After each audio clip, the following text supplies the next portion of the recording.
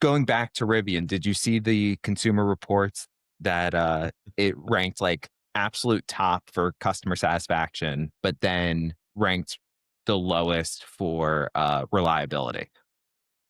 Yeah, I did see that. I thought that was like I think there's more good news there than there is bad news. Like if you have like a relatively unreliable vehicle, yet you're like so enamored by how great it is that you'd still be willing to buy it again, and that's how satisfied you are.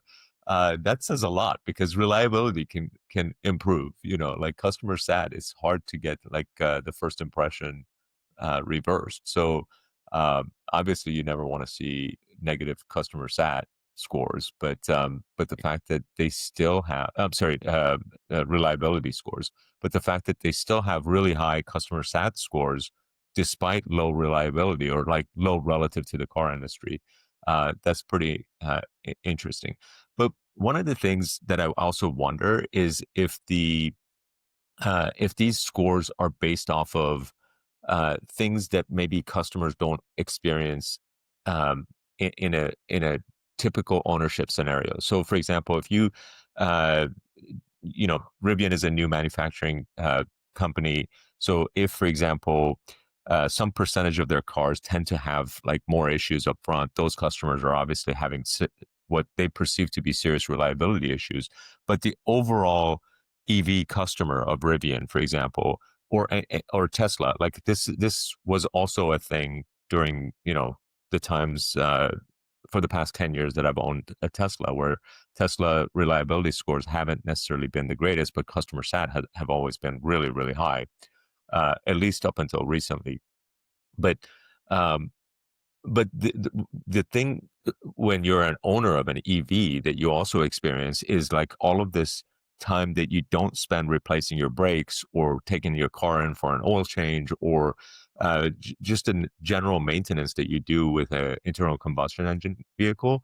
And therefore, if you're taking your car to the shop 3 times a year, but it's regular maintenance and it's completely reliable, but it's still in the shop for 3 days a year.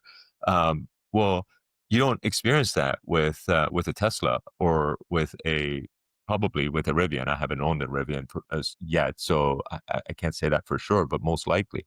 So if you take those 3 trips per year to the maintenance out of the picture, um, your customer satisfaction scores could easily be improved because of that reason. So over the course of like 3 years or 5 years that somebody owns a vehicle, that's like 15 trips that you've saved. Now, if you had to go in 4 times because of some, thing that broke down, your reliability score might be low, but still you saved 9 trips overall to the service center. So, some of that might be playing a role to improve the customer satisfaction score.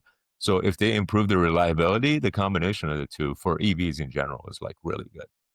Right. Also, as a newer car company, I would expect reliability to be on the lower end, given that they're figuring everything out and Right. that it's easier for a newer car company to figure out those issues as opposed to an older car company that's been around for a while and maybe continuously having reliability issues.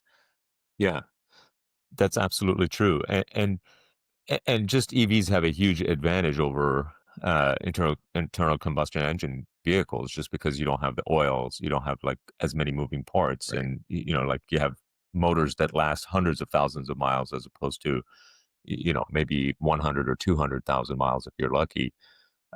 So And I don't think you mentioned this, but with the R2, they're also dramatically reducing the number of parts in the car, yes, which yeah, should further increase reliability.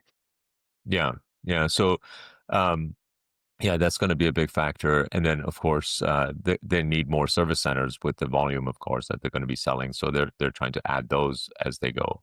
Um, I think 2026 will be a both a challenging year and a pivotal year for them, just because like the as the scale grows, they're going to have growing pains. Like Tesla went through this between 2017, 2018, 2019, where they were selling so many vehicles, but like the service centers were just coming online because you can't build them ahead of time. Otherwise, it's like way too much overhead.